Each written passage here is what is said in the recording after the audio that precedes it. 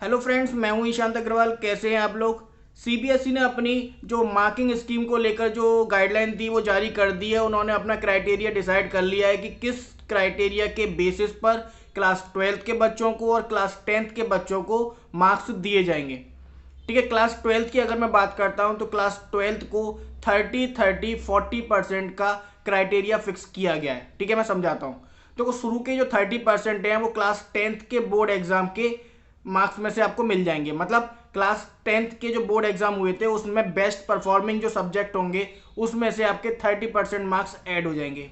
ठीक है, बात करते हैं दूसरे 30% की, तो वो आपके क्लास 11th का आएगा। क्लास 11th में आपने जितने भी एग्जाम दिए हैं, टर्म 1 टर्म 2 या फिर जो भी एग्जाम पीटी वीटी वगैरह आपने जो भी दिए हैं, उनमें आपके बेस्ट परफॉर्मेंस के हिसाब से जो भी सब्जेक्ट हैं आपके, जैसे मान लो क्लास 10th के जो सब्जेक्ट होते हैं और क्लास 11th के जो होते हैं वो अलग होते हैं, इसलिए क्लास 10th में क्या है ना, बेस्ट परफॉर्मेंस के हिसाब से मार्क्स उठा लिए जाएंगे।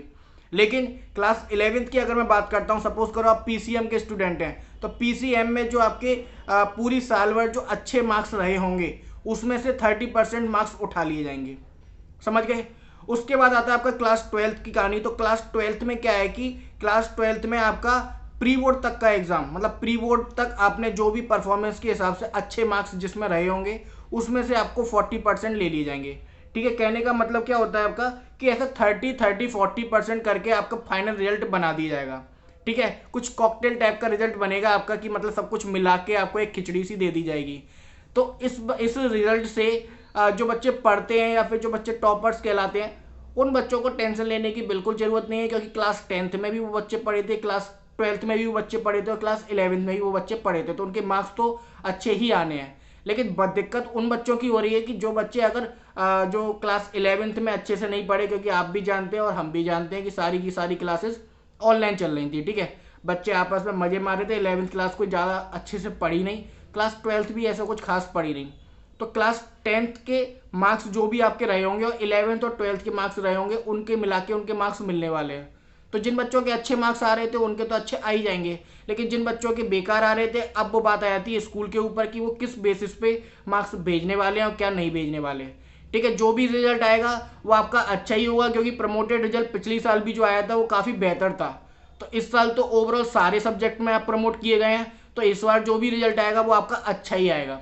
ठीक है, अब क्लास 10th की अगर मैं बात करूं तो क्लास 10th में आपका 9th का और 10th के प्री बोर्ड तक के मार्क्स को जोड़कर बेस्ट परफॉर्मेंस जो भी आपका रहा होगा उसके बेसिस पर आपका क्लास 10th का रिजल्ट बना दिया जाएगा।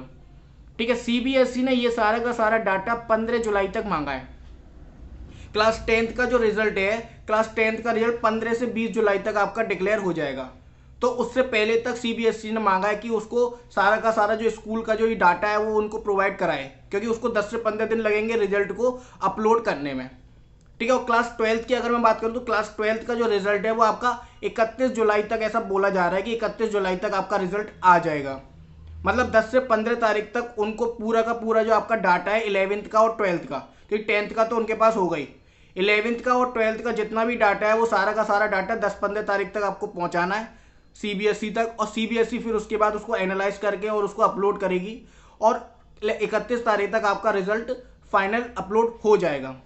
ठीक है, तो इसमें आपको इतनी घबराने की बात नहीं है, क्योंकि जो भी रिजल्ट आएगा वो अच्छा ही आएगा, क्योंकि स्कूल के ऊपर डिसाइड हो चुका है 11th और 12th के मार्क्स। हालांकि जो भी मार्क्स होंगे वो अच्छे ही जाने वाले हैं, लेकिन जो बच्चे थोड़ा सा नहीं पढ़ते हैं तो उनके लिए थोड़ी सी असमंजस की स्थिति है कि उनका क्या होने वाला है, कैसे रिजल्ट आएगा। लेकिन मैं आपको बता दूं कि जो भी आएगा मेरे को लगता है कि अच्छा ही रिजल्ट आएगा। ठीक है, बाकी 12th क्लास का 31 जुलाई और 10th क्लास का 15 से 20 जुलाई तक रिजल्ट आ जाएगा।